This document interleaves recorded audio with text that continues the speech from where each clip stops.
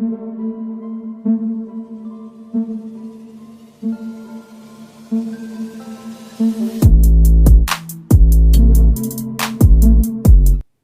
दोस्तों, scary story official में आप सबका स्वागत है।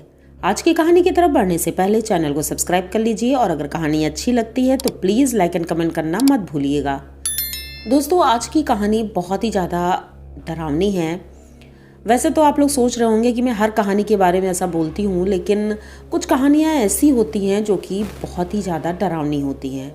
तो उनमें से ये एक ऐसी कहानी है जिसमें आपको डर क्या होता है ये इस तरह से पता चलेगा। जब कोई इंसान अकेला रहता है तो उसके साथ क्या बीतती है, वही होता है इस कहानी में। तो कहानी है विनय की।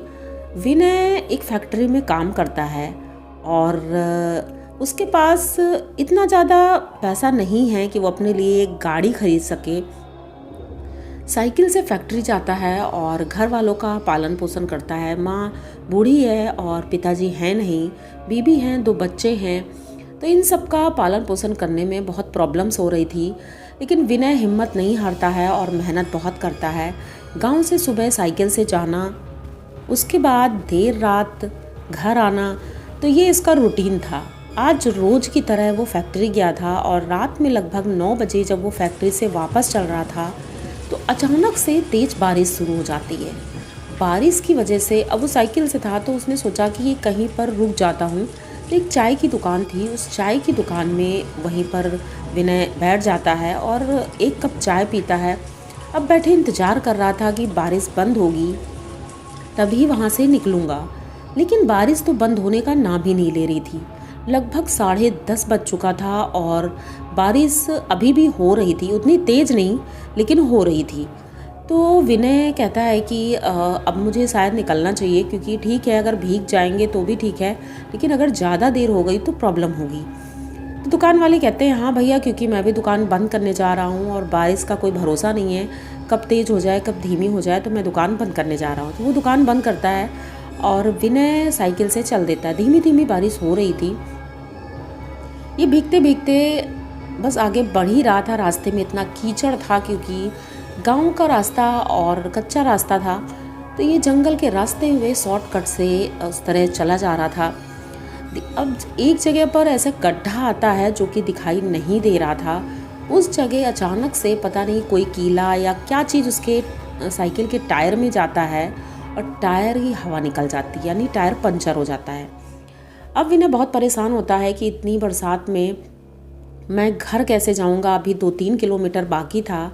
ये अब बहुत ज़्यादा दुखी हो गया था कि भगवान क्यों हमारे साथ ही ऐसा करते हैं कि इतना मैं मेहनत करता हूँ उसके बाद भी मैं इतना परेशान क्यों हूँ। यही सोचते सोचते बस साइकिल पकड़कर पैदल पैदल चल देता है।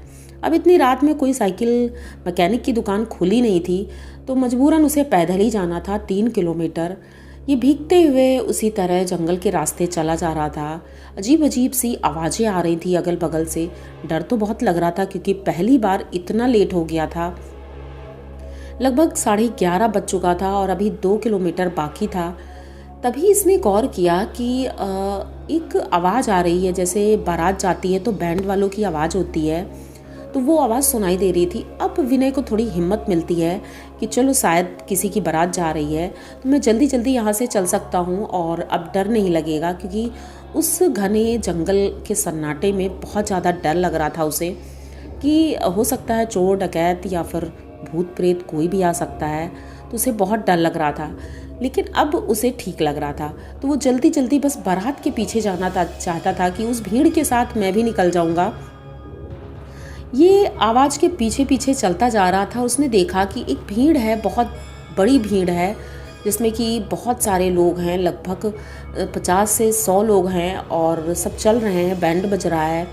लेकिन जब ये थोड़ा करीब पहुंचता जा रहा था तो इसने गौर किया कि जितने भी बाराती हैं, किसी का सर है किसी का नहीं है, किसी का हाथ है किसी का नहीं है, पैर उल्टे हैं।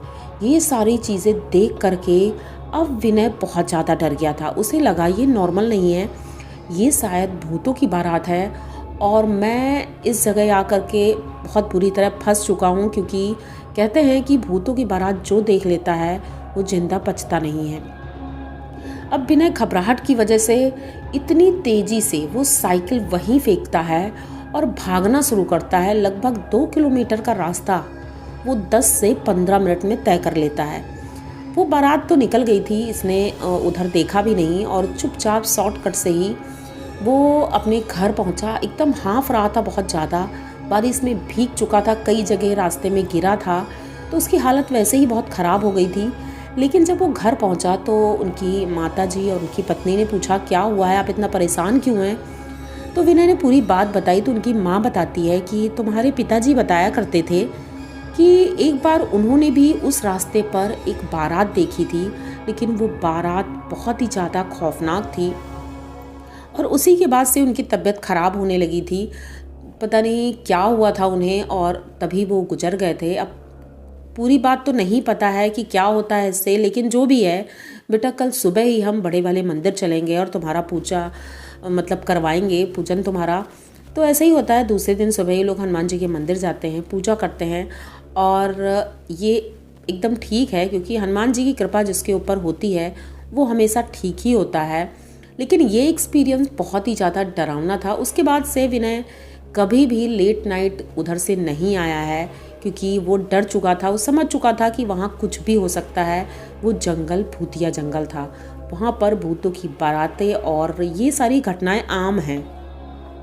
तो आप लोगों को विनय की ये कहानी कैसी लगी? अगर अच्छी लगी हो तो प्लीज़ चैनल को सब्सक्राइब करिए, लाइक कमेंट करिए, शेयर करिए और बने रहिए हमारे साथ। मिलते हैं फिर किसी नई कहानी में, तब तक के लिए डरते रहिए।